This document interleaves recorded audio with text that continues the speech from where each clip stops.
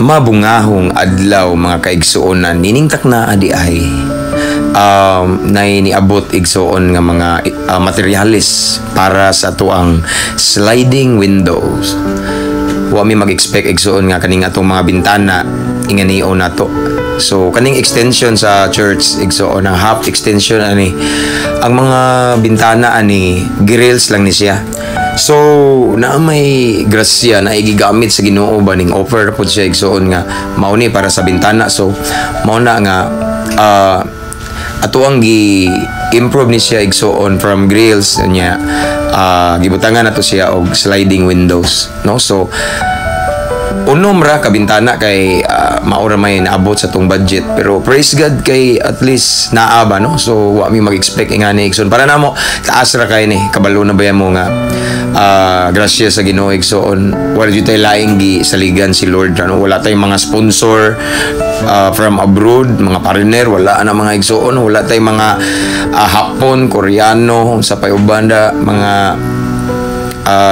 Amerikano, Negro or any supporters from abroad igsoon, wala. Pero mao lagi ni kani si Lord ba, grabe siya ka amazing kay nagid siya pamaagi magamit siya bisag kinsa para lang matagbo ang panginahanglan, no? Para lang sa iyang ministry, no? So wa mi mag-expect ani nga ingani ang may tabo sa atong mga bintana. So mao ni ang mga materialis nga ilahang gihakot padulong sa sulod sa simbahan, o kaniday sila igsoon ang nagtaod ani taga Sagbayan, Bohol, mag-ama ni sila, no? So again wa mi nag-expect ani, so dako kaning blessing gikan ni Lord nga ingani igsoon, no? Unya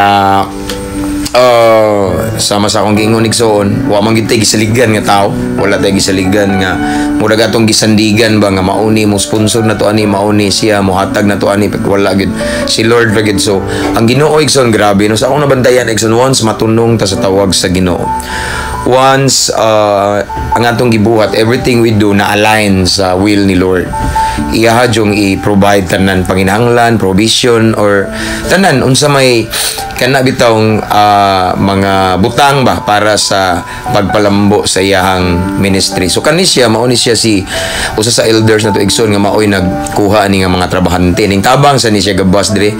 So dara mga igsoon gihinay-hinay na nilag assemble, no? So mao ni iyang anak. So kuan ni siya sila na human igsoon usa ka adlaw og tunga, no? So first day ni nila. So wala makabalo di ay kaning sliding window nga ilang gitaod. Ang klase mao sad ni ang sabalay namo na. Ako maning gibidyohan mao ni sila ang mao ni siya the same materials, no? So gikan ni siya sa Flores Hardware. Kung amigo si Takloy Flores. Naman sad siya ay kanang kuandri sa Clarin branch ba. So, dito sa Samoa sa mong balay mga igsoon sa Sagbayan to, pero dire na naman sila nag-extend man sila diri sa Clarin. So kani nga mga windows, mga glasses igsoon gikan ni diri sa Clarin. So mao ni, no? Salamat sa Ginoo. Ang uban na taod na, ginahinay nagtaod, pero ang baba wala pa igsoon, no? So gisulayan ni sa kong asawa og abli mong gi-onan ba gisuwayan. So okay kayo, salamat sa Ginoo ani mga igsoon. Wa mi mag-expect again, pero sama sa akong giingon mga igsoon, once matunong ta sa tawag sa Ginoo, once ma-align gid ta ba kanang ministry kung asa ta karon, mao gid na siya ang will ni Lord, then tanan nga panginahanglan niya jud ang tagbuon. So mao ni ang second day ng mga igsoon, no?